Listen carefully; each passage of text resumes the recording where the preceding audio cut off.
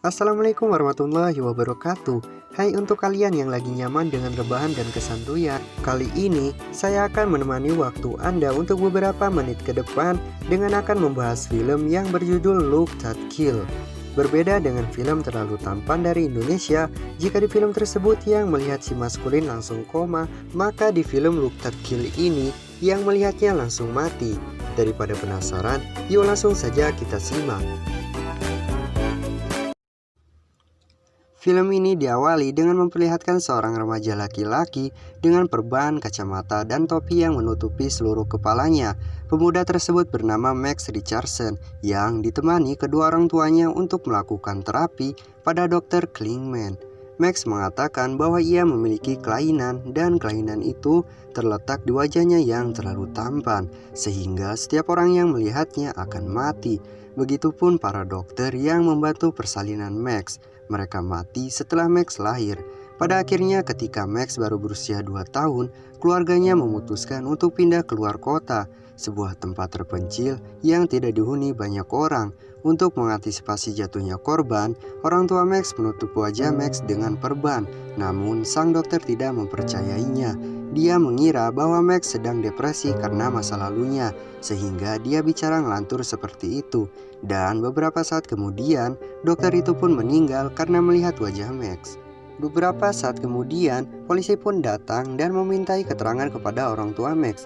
Polisi menyatakan penyebab kematian dari sang dokter adalah karena serangan jantung. Namun penyebab dia terkena serangan jantung belum diketahui oleh polisi tersebut.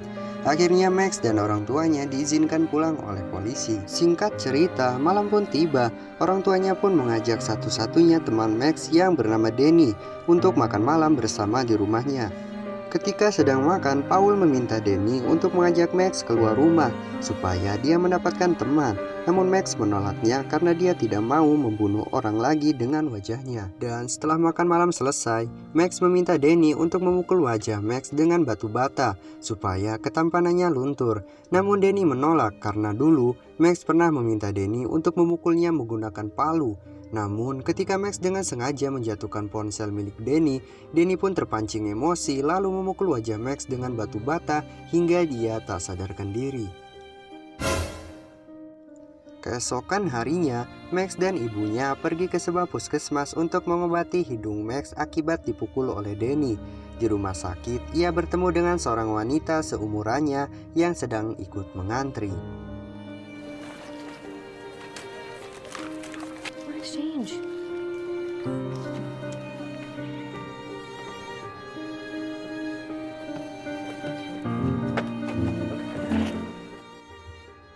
Setelah Max kembali ke rumah, Danny mengunjungi Max dan ia minta maaf.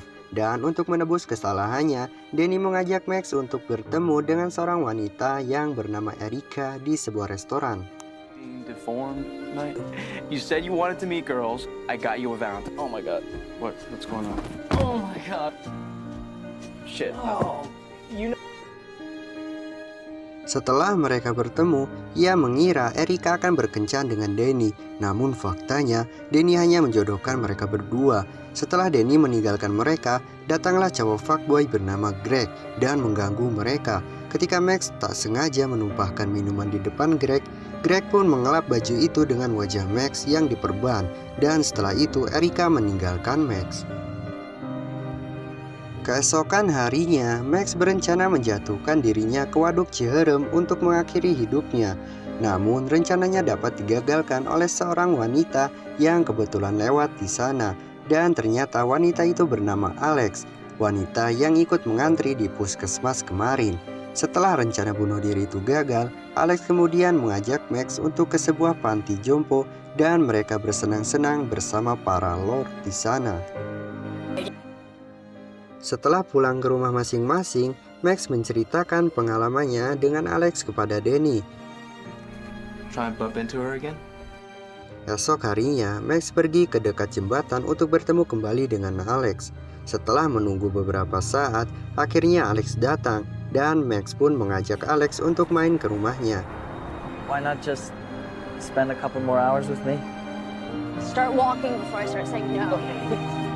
Tiba di rumah, mereka pun bercakap dan saling jujur dengan keadaan masing-masing, di mana Max mempunyai wajah yang terlalu tampan dan Alex dengan penyakit kardiovaskular langka, di mana penyakit tersebut adalah semacam alergi terhadap endorfin. Bagi yang belum tahu, endorfin adalah senyawa kimia yang bisa timbul karena perasaan tertentu, seperti senang dan sedih. Sehingga ketika Alex merasakan perasaan dari dalam dirinya, entah itu bahagia atau sedih, hal itu akan menimbulkan peradangan, dan peradangan itu menimbulkan jantungnya bengkak. Dan itu selalu berkembang setiap harinya. Otomatis si Alex ini tidak pernah merasakan sedih atau bahagia sejak kecil, dan itu sangatlah menyedihkan. Setelah bercakap-cakap, mereka berdua pergi ke bioskop untuk menonton sambil minum le mineral yang kayak ada manis-manisnya itu. My first friend.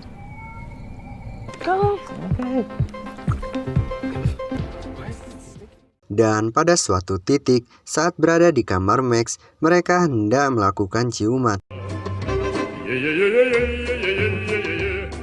Namun hal tersebut digagalkan oleh kedatangan orang tuanya. Di sini orang tua Max memperkenalkan seorang wanita bernama Yusen yang merupakan anggota pergantian pelajar yang akan tinggal bersama mereka. Suatu hari saat Max dan kawan-kawan pergi berkemah, kejadian tak terduga saat Max ciuman dengan Alex, di mana ciuman tersebut memicu naiknya endorfin sehingga Alex mengalami peradangan jantung dan harus dilarikan ke rumah sakit. Namun beruntung, Alex masih bisa diselamatkan. Keesokan harinya, Alex mengajak Max untuk menjenguk Ross, salah satu teman jompo Alex yang sakit parah. Namun perasaan sedih terhadap Ross malah memperburuk keadaan Alex yang menyebabkan Alex mimisan. Tak tega melihat Ross yang sekarat kesakitan, Max pun membuka perban dan sengaja membiarkan Ross meninggal lebih cepat. Setelah kejadian tersebut, Max pun dibuat galau dengan menghilangnya Alex.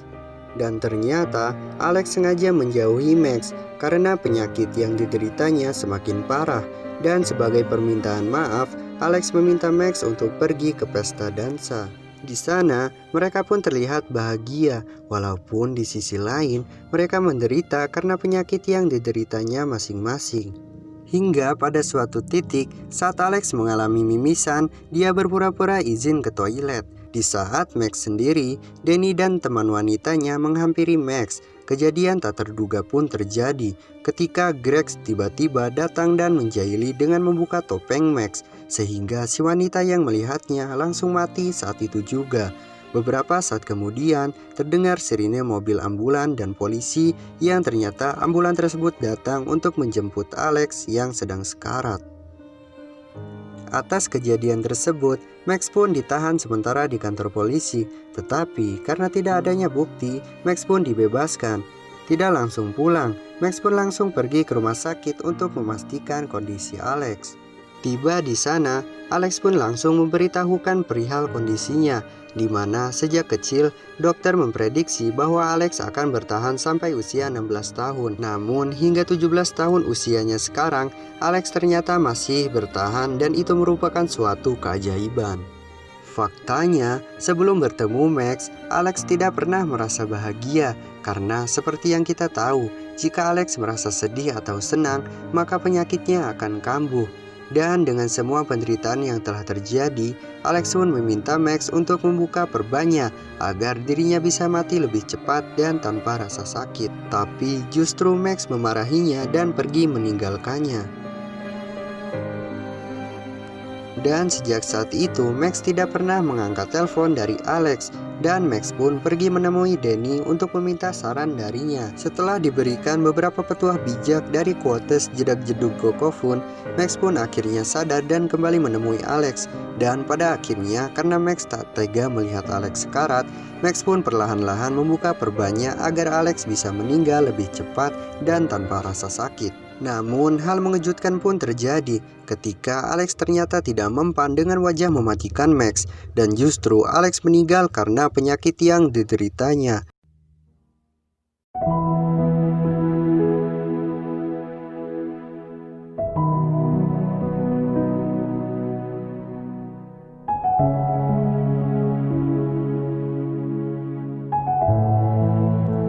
Setelah kematian Alex, Max pun kembali memulai terapinya.